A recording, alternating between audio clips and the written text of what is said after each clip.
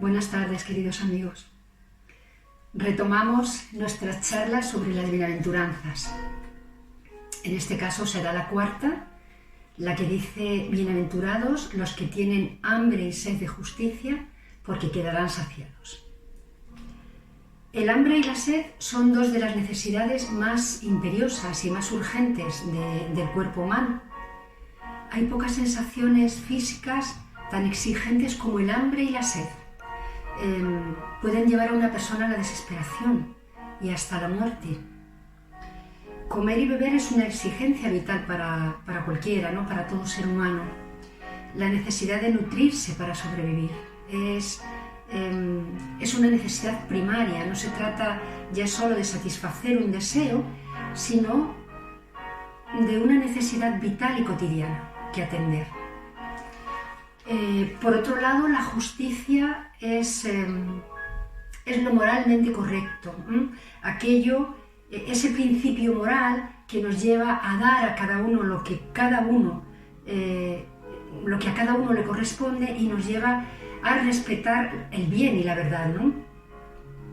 La falta de justicia hieren al mundo y lo descontrola, ¿no? Y la sociedad humana tiene una necesidad puntual y urgente de justicia.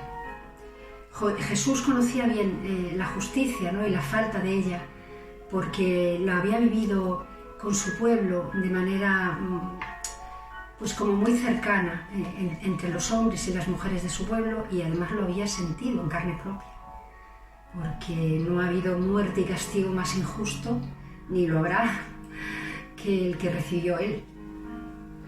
Todos buscamos la justicia, pero claro, lo que Jesús nos pide no es cualquier clase de justicia, es la justicia de Dios. Ahora lo vamos a ir viendo. Y la justicia de Dios no parece una meta para nosotros. Nosotros buscamos, el estándar de Dios nos parece excesivo, nos parece casi innecesario. Nos conformamos con una justicia un poco más según nuestro criterio. Pero Jesús nos dice: sed perfectos como vuestro Padre que está en los cielos es perfecto. O sea que nos pide una justicia con mayúsculas, la justicia de Dios. Pero además no es solo que debamos buscarla, sino que debemos hacerlo como quien busca lo más elemental y lo más indispensable para estar vivo, que es comer y beber. Cuando estamos verdaderamente hambrientos y sedientos, estamos ansiosos por alimentarnos y por beber, por satisfacer esa necesidad. Y bueno, la sed y el hambre llegan a ocupar cada uno de nuestros pensamientos y no hay manera de ignorarlos, por lo que esa necesidad se convierte en algo realmente urgente, ¿no? Y apremiante. Jesús nos invita a buscar la justicia de Dios con la misma urgencia. En realidad, si lo pensamos bien, el único criterio de justicia que debe mover a un cristiano es el de Dios, ¿no? Es la única justicia que nos debe interesar, pues es la justicia divina, porque la nuestra, pues ya sabemos que a veces tiene poco de justa, ¿no? Nos equivocamos mucho. Jesús nos habla de esto en la parábola del fariseo y del publicano. Nos pone dos ejemplos de justicia, la humana y la divina, o la que tiene que ver más con el corazón, con el interior de la persona. Nos cuenta que había un publicano y un fariseo en el templo, orando.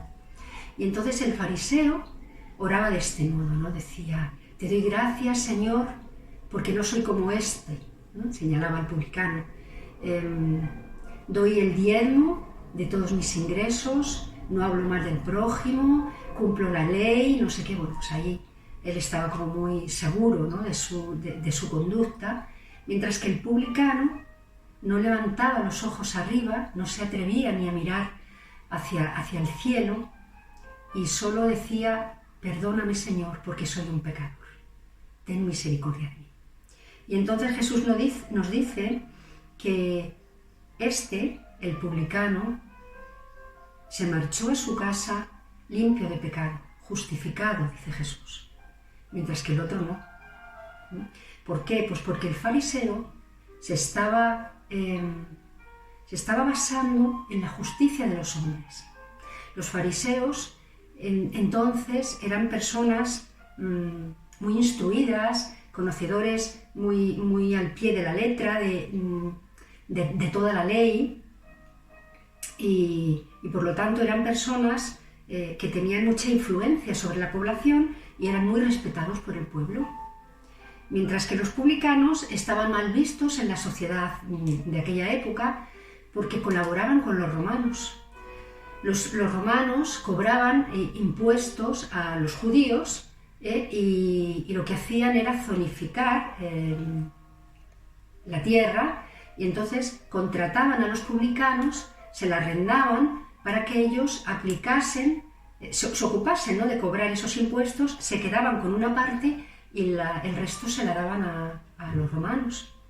Y entonces, claro, el pueblo lo veía mal, porque estos señores estaban colaborando, siendo judíos, estaban colaborando con la justicia romana y estaban cobrando a los propios judíos por vivir en su tierra. Y probablemente el publicano pues tenía conciencia de pecador, que es algo indispensable para que Dios nos cambie, para que Dios nos perdone. Si no hay conciencia de pecado, pues no pedimos perdón. Entonces el Señor no nos puede perdonar. Mientras que el fariseo pues no tenía conciencia de ser pecador y estaba muy seguro, ¿no?, de lo que hacía, de quién era, y bueno, pues eso era un obstáculo, claro, para ser perdonado. Jesús nos invita a esa justicia, a pararnos, a mirarnos por dentro y descubrir lo que hacemos mal, descubrir el pecado que hay en nosotros y buscar, como buscaba el publicano, la justicia de Dios, buscar el perdón y buscar movernos en ese ámbito de justicia divina. Porque Jesús nos invita a buscar algo más que la propia justicia humana, que ya sabemos dónde nos lleva. A Él le llevó a la cruz. Y por lo tanto, ese hambre y esa sed que nos invita el Señor a tener tienen que ser más que un deseo puntual, deben ser algo que cambie nuestra vida. Dice en Mateo 5:20, poco después de hablar de las bienaventuranzas, dice: porque si vuestra justicia no es mayor que la de los escribas y fariseos, no entraréis en el reino de los cielos. Y aquí introduce a otro grupo social, ¿no?, los escribas, que eran personas muy cultas, sabían leer, sabían escribir, y entonces eran los que recogían, andaban siempre entre documentos, los que recogían por escrito las leyes religiosas y políticas y sociales del pueblo judío. Entonces, bueno, unos y otros representaban las más altas cotas de sabiduría y de justicia, pero era una justicia humana que ya hemos visto en otras charlas, que ponía sobre los hombros de los hombres y las mujeres de entonces unas cargas muy pesadas y que no se centraba en el amor, que es lo que básicamente Jesús nos pidió. Y claro, esto es muy importante porque se trata del cumplimiento de la voluntad de Dios. Y por este cumplimiento somos incorporados a su reino. Nos convertimos en hijos de Dios, en hijos que hacen lo que el Padre quiere, que se comportan acorde a las leyes de la casa del Padre, y por lo tanto, una vez que estamos dentro del reino de Dios, a partir de ahí lo que nos queda es progresar hacia la santidad, es seguir creciendo. Y este es el deseo que Jesús nos invita a tener, ¿no? Un deseo que esté en la raíz de nuestro ser, y que es tan fuerte y tan urgente como la sed y como el hambre. Dice un salmo maravilloso, ¿no? Como busca la cierva corrientes de agua, así mi alma tiene sed de Dios, del Dios vivo. Y en otro salmo, el 63, dice: tú, mi Dios, yo te busco, sed de ti tiene mi alma. En pos de ti languidece mi carne cual tierra seca, agostada, sin agua. Este es el verdadero deseo que debe latir en nuestro corazón, ¿no? que debe agitarse en nuestro interior. El deseo de cumplir la voluntad de Dios. El deseo de Dios con todo lo que Dios es, con su justicia, con su amor, con su misericordia. Jesús conocía bien, ¿no?, como hemos visto ya en otras ocasiones, esa sed expresada en las Escrituras, y nos dice que seremos bienaventurados, dichosos, si llegamos a sentirla. ¿Por qué? Porque quedaremos saciados. Y en otro pasaje del Evangelio de Mateo se nos pide algo que da sentido a esas palabras de Jesús, ¿no? Se nos pide que busquemos primero el reino de Dios y su justicia, y todo lo demás se nos dará por añadidura. Que es como decir: quedaréis saciados. O sea, nos dice: el que busque el reino de Dios y su justicia recibirá el 100 por 1 en esta vida y la eternidad en la otra.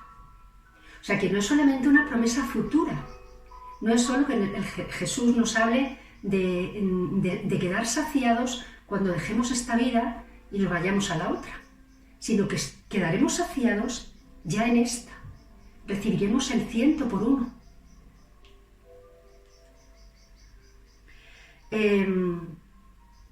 Es curioso, ¿no?, porque hay muchas personas en nuestro mundo que uno se da cuenta cuando las trata, todos en algún momento, que nunca están saciadas.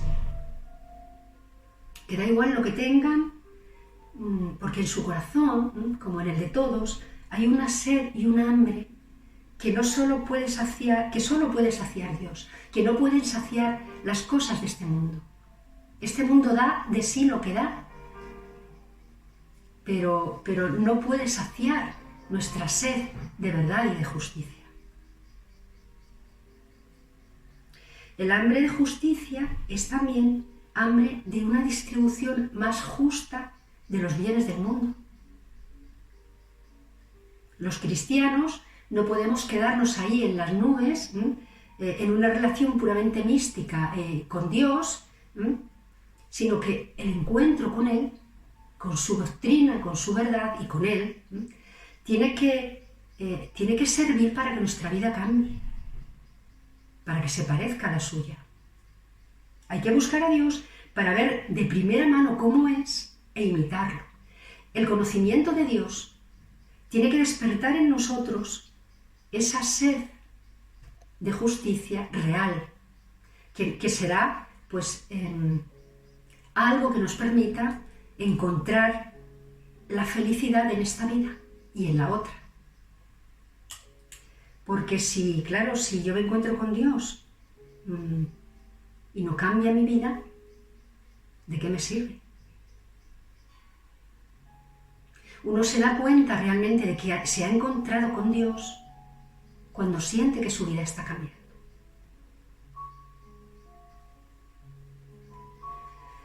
Y a partir de ahí te empieza a llamar mucho la atención que las personas se tomen su vida tan poco en serio. Porque las personas creyentes, vosotros lo sabéis bien, que la mayoría de los que me escucháis sois amigos creyentes, despertamos interés en los demás y respeto, porque nos ven viviendo de una manera auténtica, defendiendo con firmeza nuestras ideas y defendiéndola no solo de los demás, sino de nosotros mismos. Vivimos de acuerdo a una exigencia, ¿no?, a la exigencia de nuestro modo de entender la vida, que es el modo que tenía Jesús. Y claro, cuanto más te acercas a Jesús, más claro tienes esos conceptos y más difícil te resulta renunciar a lo que Jesús te pide y vivir de cualquier manera. Y entonces ese interés que despertamos en las personas, que es muy normal, ¿no? Es muy normal, porque la verdad es atrayente y Dios es atrayente. Y cuando tú te encuentras en tu trabajo o fuera de tu trabajo, en cualquier sitio, con otras personas que no son creyentes, se sienten atraídos por esa autenticidad que hay en la verdad. Y quieren vivir así, y quieren que sus hijos vivan así y sean así. Lo curioso es que esa misma verdad que les atrae, después les aleja, porque les interpela, les pone frente a sí mismos y les exige un cambio de vida. Y ahí ya la cosa, claro, no es tan atractiva. Porque hay que empezar a hacer renuncias. Y hay que empezar a mirarse al espejo y decir, estoy haciendo lo que debo. Y entonces te empiezan a decir que, bueno, pues eso que decíamos ahora mismo, ¿no? Que la justicia humana, que la de Dios, que tal, que es demasiado radical. Claro, es que la verdad es radical. Y Dios es radical. Y lo que se nos pide es radicalidad. Porque si no ya estamos entrando en el relativismo, en el todo vale. Y la verdad no es así. La verdad es radical. El que pone su mano en el arado y mira hacia atrás no es apto para el reino de Dios. Claro. Si tú te pones a arar y en vez de mirar hacia el frente vuelves la cara, te vas a torcer. Tú no puedes ir hacia Dios mirando hacia atrás, mirando al mundo. Tú tienes que ir a Dios mirando a Dios. Porque si no, no vas a llegar. Si no, te vas a distraer, te vas a quedar enredado en las cosas del mundo.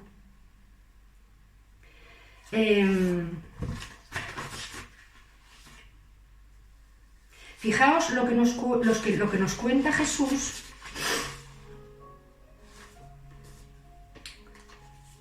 sobre un chico que buscaba la verdad también, ¿no? Había oído hablar de Jesús, era un chico joven.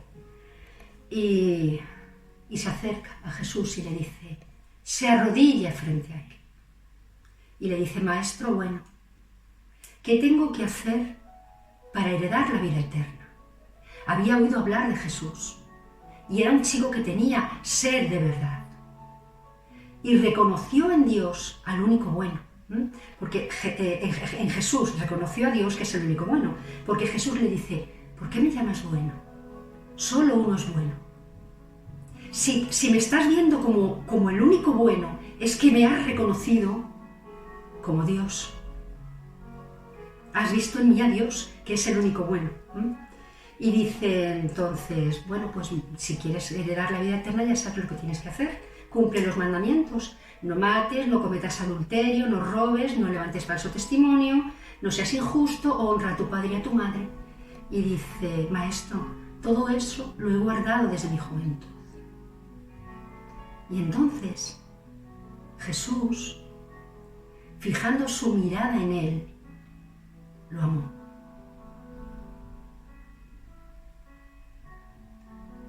Y le dice, una sola cosa te falta. Si quieres ser perfecto, vende lo que tienes y repártelo entre los pobres. Y con eso tendrás un tesoro en el cielo. Después ven y sígueme. Y dice la Escritura que él quedó abatido por estas palabras y se marchó triste porque tenía muchos bienes. Este chico había reconocido la verdad, como nos pasa a muchos. Pero la verdad es radical. La verdad es exigente.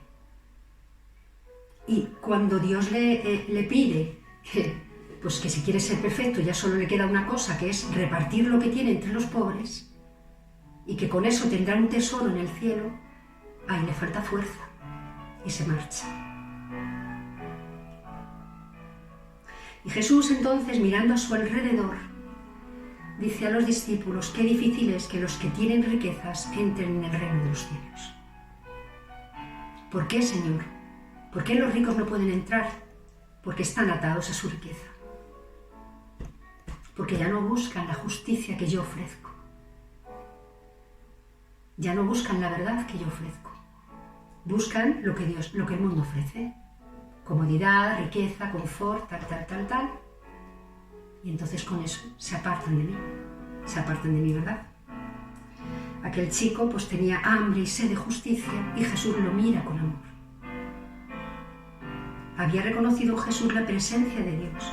Se puso de rodillas. Nadie se ponía de rodillas ante un hombre. Maestro bueno, ¿qué tengo que hacer? Dime lo que estoy dispuesto. Amigo, hasta que te tocan donde te duele. Bueno, pues eso exactamente es lo que nos pasa a los demás. Jesús, nos pide la radicalidad que exige la verdad, que fue la que él abrazó cuando se lo dejó matar en una cruz. Y este chico, pobrecito, como muchos de nosotros, no entendió la segunda parte de la promesa de Jesús. No entendió el quedaréis saciados. Porque lo que Dios nos pide no es solo desprendimiento. Lo que Dios nos dice no es solo despréndete de tus bienes. Comparte. No comparto yo el sol, no comparto yo todo, no hago yo salir el sol sobre buenos y malos cada día. ¿Para qué quieres tanto? ¿Para qué quieres 20 si solo te puedes gastar 3? Dichoso el que busca el reino de Dios, porque todo lo que ansía su corazón, todo lo que necesita, todo lo demás, se le dará por añadidura. Por seguirme, le daré el 100 por 1 en esta vida y la eternidad en la otra. ¿Y por qué nos cuesta tanto creer esto? Porque no tenemos experiencia de Dios. Porque no sabemos. Porque la verdad nos atrae. Nos atrae Dios. Pero no sabemos lo suficiente. No hemos ido haciendo poco a poco pasos con Jesús de la mano. No hemos ido dejando, haciendo renuncias, dejando cositas atrás, a veces con mucho dolor. Porque cuando empiezas a hacer ese tipo de vida, ese tipo de renuncia, y cuando sabes que tú ya solo te podrás mirar en un espejo y solo podrás ponerte frente a tus hijos, si eres capaz de vivir de acuerdo a aquello que Dios te pide, empiezas a ver cómo en tu vida se cumple esa palabra. Os daré el 100 por 1. Yo de verdad que os invito a buscar esa justicia, ¿no? Como quien busca el alimento, como quien busca la bebida, sabiendo que depende la vida. Depende el crecimiento interior de eso y la felicidad. Os invito a dejaros cambiar por Jesús, a ir haciendo pequeñas renuncias, compartiendo primero poco a poco lo que tenéis, no dándole tanta importancia a la vanidad, a lo que el mundo reconoce como importante. Poneos del lado de Dios. Y ya veréis cómo vuestra vida empieza a cambiar, ¿no? Cómo cambia la vida de todos. Y eso no significa que sea fácil el camino. Significa que estamos haciendo lo que tenemos que hacer, que estamos en la verdad. Os mando un abrazo muy fuerte y os emplazo a la siguiente que no sé cuándo será, porque siempre pongo una fecha y luego las cosas se complican y no puedo cumplir la fecha, pero da igual. En cualquier momento la prepararemos y estaré compartiéndola con vosotros. Os mando un abrazo muy fuerte y muchas bendiciones. Hasta el próximo día.